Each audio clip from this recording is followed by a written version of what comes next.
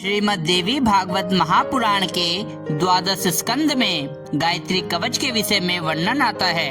नारद जी बोले, हे स्वामिन, हे संपूर्ण जगत के नाथ, हे प्रभो, हे 64 कलाओं के ज्ञाता, हे योग वेताओं में श्रेष्ठ, मनुष्य किस पुण्य कर्म से पाप मुक्त हो सकता है और किस कर्म से उसका देह देवता रूप तथा विशेष रूप से मंत्र रूप हो सकता है। हे प्रभो, उस कर्म के विषय में साथ ही विधि पूर्वक न्यास, ऋषि, छंद, अधिदेवता तथा ध्यान को विधिवत सुनना चाहता हूँ। श्री नारायण बोले, गायत्री कवच नामक एक परम गोपनीय उपाय है जिसके पाठ करने तथा धारण करने से मनुष्य समस्त पापों से मुक्त हो जाता है और उसके सभी मनोरथ पूर्ण हो जाते हैं तथा वह स्वयं देवी रूप हो जाता है।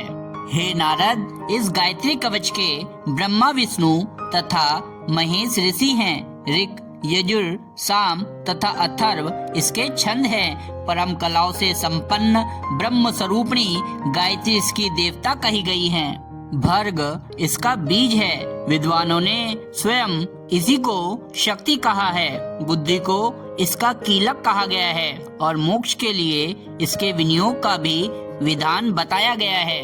हे नारद, भगवती गायत्री का यह दिव्य कवच सैकड़ों विघ्नों का विनाश करने वाला, 64 कलाओं तथा समस्त विद्याओं को देने वाला और मोक्ष की प्राप्ति कराने वाला है। इस कवच के प्रभाव से व्यक्ति सभी पापों से मुक्त हो जाता है और परब्रह्म भाव की प्राप्ति कर लेता है। इसे पढ़ने और सुनने से भी मनुष्य 1000 गोदान का फल प्राप्त कर लेता है।